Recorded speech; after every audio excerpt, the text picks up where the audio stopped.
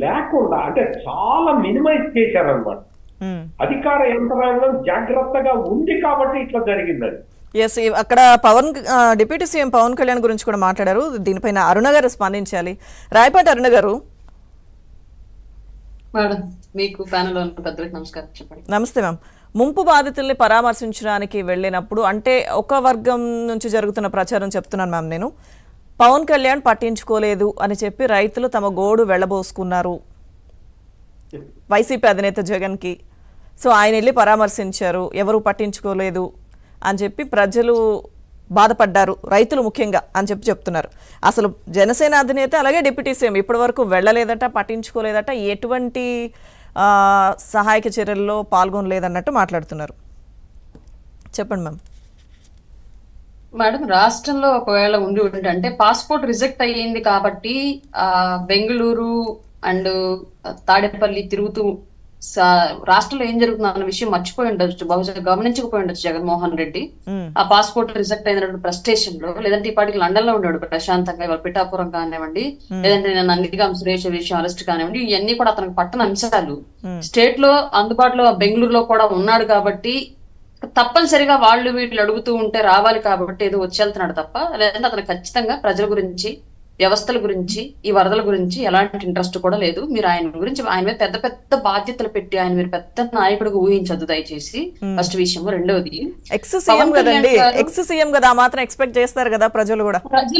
ప్రజలు అంటే ఎంత పెద్ద విఘ్నుడైనా సరే ఏదో ఒక సందర్భంలో కొన్ని అనాలోచిత నిర్ణయాలు తీసుకుంటాడు అనడానికి ఆంధ్ర రాష్ట్ర ప్రజలు 2019లో తీసుకున్నటువంటి నిర్ణయం ఒక పెద్ద ఉదాహరణ.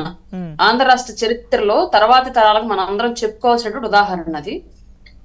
అలాగే పవన్ కళ్యాణ్ గారి విషయానికి వస్తే, అసలు కాకినాడ అండ్ పిఠాపురంలో క్లియర్ గా ఆయన 2 రోజులు బురదలో గుండా నడుచుకుంటూ వెళ్లి మరి రైతుల దగ్గరికి వెళ్లి స్లమ్ ఏరియాస్ లోకి వెళ్లి ముంపు ప్రాంతాలు ఖచ్చితంగా ఇక్కడ ముంచిద్ది అనుకున్న ప్రాంతాల నుంచి ప్రజలు ముందస్తుగానే సురక్షిత ప్రాంతాలకు తరలించి, ఇవాళ పిఠాపురంలో వరదలో ఉన్నాం మేము, మాకు ఫుడ్ రాలేదు, మా ఇళ్లలోకి వాటర్ వచ్చినాయి, బట్ మేము ఇక్కడ ప్రాణాపాయ పరిస్థితిలో ఉన్నాము అన్న వాళ్ళు ఎవ్వరూ లేరు, ఒక్కళ్ళు కూడా లేరు. ఎందుకంటే ఆయన ముందుగానే యంత్రాంగాన్ని అప్రమత్తం చేసి ఆయన ఇల్లు అక్కడ కూర్చొని మళ్ళీ ఫోనుల ద్వారా చెప్తే చేస్తారో చెయ్యరో, జాప్యం చేస్తే అధికారుల జాప్యానికి ప్రభుత్వాలు ప్రజలు కూడా బలవ్వాల్సి వచ్చింది అనేటువంటి ఒక భయంతో అక్కడ వెళ్ళి కూర్చున్నాడు. 2 రోజులు అక్కడ వెళ్ళి కూర్చొని ఉన్నటువంటి సమస్యను ఐడెంటిఫై చేసి ఏ ప్రాంతం నుంచి ఏ ప్రాంతము లోతట్టుగా ఉంది, ఎక్కడ ముంపుకు గురయ్యే ఛాన్సెస్ ఉన్నాయని చెప్పేసి ప్రతి వీధి, ప్రతి విలేజ్ తిరిగి అక్కడ ఉన్నటువంటి రైతాంగాన్ని అప్రమత్తం చేసి, ప్రజలను కూడా అప్రమత్తం చేసి సురక్షిత ప్రాంతాలకు తరలించి ముందస్తుగానే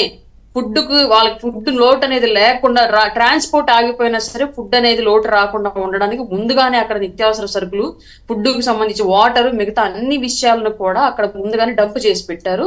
ఒక్కళ్ళకి కూడా ఆకలింది, మాకు టైంకి అన్నం అందించలేదు ప్రభుత్వం అనే క్వశ్చన్ ఎవరి నుంచి రాకుండా ప్రతి ఒక్కరికి సకాలంలో అన్ని అందించారు. కార్యకర్తలు పనిచేశారు, నాయకులు పనిచేశారు, ప్రభుత్వ యంత్రాంగం పనిచేసింది.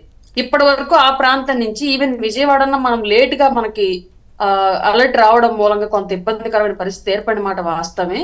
కానీ విజయవాడ సిచ్యువేషన్ చూడడం వల్ల అలర్ట్ అయ్యి కాకినాడ అని పిఠాపురాన్ని మాత్రం చాలా జాగ్రత్తగా చూసుకున్నారు. ఈ విషయం స్టేట్ లో అందరికీ తెలుసు.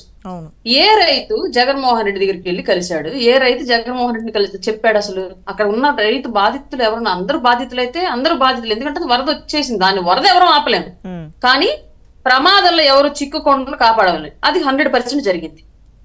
జగన్మోహన్ రెడ్డి ఎప్పుడు జనాల్లో ఉండి రైతులు జగన్మోహన్ రెడ్డిని కలిశారు? అసలు ఆయన అధికారంలో ఉన్నప్పుడే రైతులను పట్టించుకోక కదా వేలాది మంది రైతులు ఆత్మహత్యలు చేసుకుంది. ఇవాళ ప్రతిపక్ష హోదా కూడా లేకుండా విపక్షంలో ఉన్నప్పుడు రైతులకు ఏం చేస్తారని వెళ్ళుంటారు రైతులు.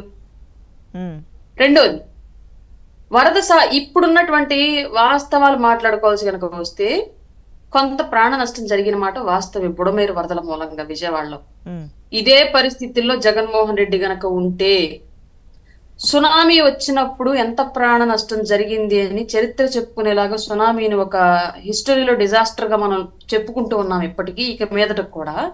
అట్లాంటి సిచ్యువేషన్ బుడమేరు వరదల మూలంగా విజయవాడలో ముంపు ప్రాంతాలుగా ఉన్నటువంటి కాలనీలు ఏవైతే ఉన్నాయో వాటిల్లో వేలాది మరణాలను మనం చూస్తే వాళ్ళం తర్వాత తరాలకు చెప్పాల్సిన పరిస్థితి ఆ డిజాస్టర్ గురించి వచ్చిండేది. ఇవాళ ఆస్తి నష్టం జరిగింది తప్ప ప్రాణ నష్టం పెద్ద ఎత్తున లేదు. ప్రాణ నష్టం ఉంది లేదని నేను అనట్లా, కానీ దాన్ని చాలా వరకు తగ్గించి టెక్నాలజీని వాడారా, నిరంతరం యంత్రాంగాన్ని అప్రమత్తం చేశారా, అక్కడ నిద్రలు చేశారా, సీఎం గారు కానివ్వండి, మంత్రులు కానివ్వండి, ఉప ముఖ్యమంత్రి గారు కానివ్వండి, నిరంతరం యంత్రాంగాన్ని శాఖల మధ్యలో ఉన్నటువంటి సమన్వయాన్ని పెద్ద ఎత్తున పనిచేయించి అక్కడ ప్రాణ నష్టాన్ని చాలా అంటే చాలా వరకు తగ్గించారు.